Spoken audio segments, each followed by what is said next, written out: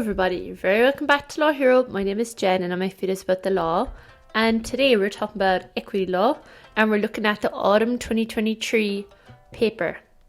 So we're going to look at question 1 first. It's a problem question, and if we go down to the very end, it says advise Patrick. Okay, well that doesn't really help us, but Patrick's our guy. I'm not going to read down through it all, I'm just going to skim it. Wealthy farmer, widower, ill health, run the farm with Patrick, his nephew. Okay, so I would imagine this is proprietary, estoppel, assurance, reliance, detriment, Turner v Major, all of that kind of stuff. Basically, the farmhand not getting his dues. I'm sure you would all have been fine there. Fine problem question actually to start with, a lovely one. Okay, so question 2 is a lovely essay question, but of course people are going to mess it up because they'll just write verbatim what they know on the topic, which seems to be here, Mariva injunctions. But let's see what the examiner wants. So the examiner is focusing on a less restrictive approach to the requirement that a plaintiff seek a Mariva injunction to show a real risk the defendant will dispose of his or her assets for the purpose of preventing the plaintiff from recovering damages.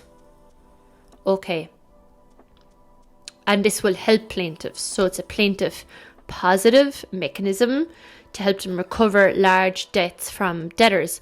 Because, of course, proving a real risk of dissipating assets from recovering damages is actually very difficult to do, because a company can just argue that they're doing that as part of their daily operations and that, you know, they're not dissipating the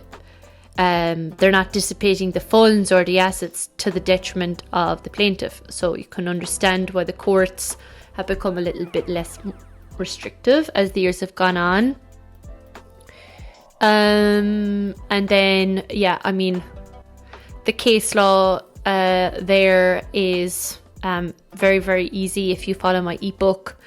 So yeah, I think that one would have been okay. A lot of people would have done all right in that one.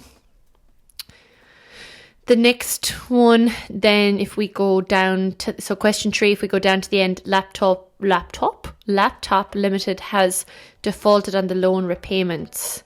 So in the case of equity, when we think of loan repayments, and enforcing the charge, so there's security, so there's a loan, there's security, and when I think of loans and security in the context of equity, I think maybe of undue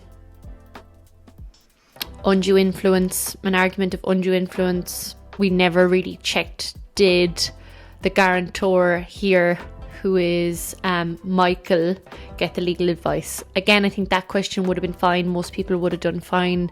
Undue influence and the case law that goes along with that is usually very popular among Fe1 candidates.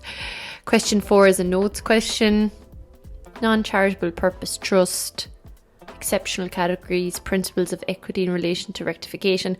I actually have a YouTube video on rectification, on rescission, I think, if you want to have a look at that. And then quiz close trust, again fine if you were stuck for a question.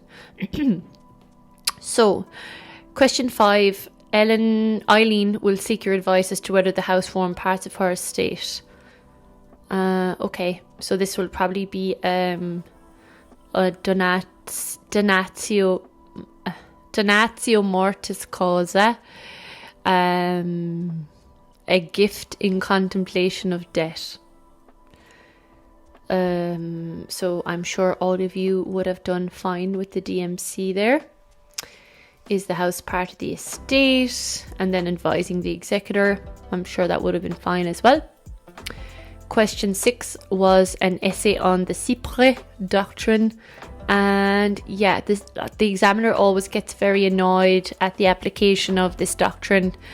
Let's see here. So this is a quote from Bud J in Royal Kilmainham Hospital, where the method indicated by the donor of carrying out his charitable intentions becomes impractical, or his intentions cannot be executed literally, most frequently owing to altered circumstances.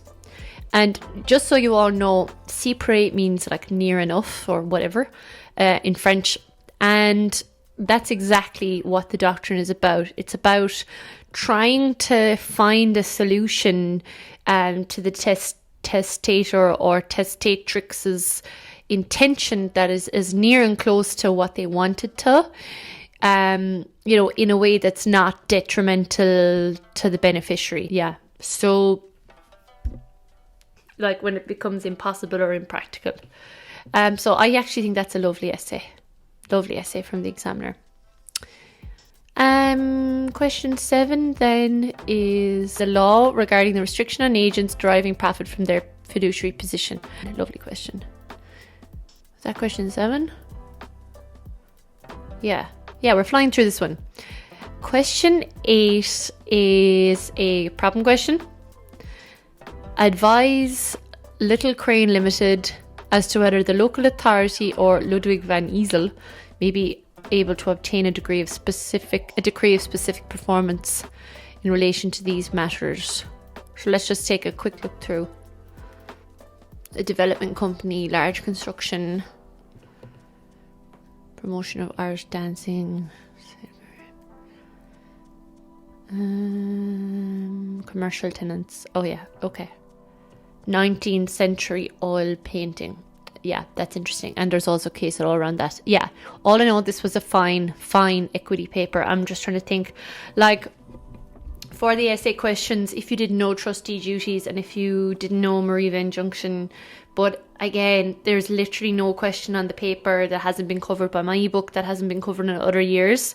So yeah, fine equity paper. I would be surprised if anybody failed that one. I will see you in the next one.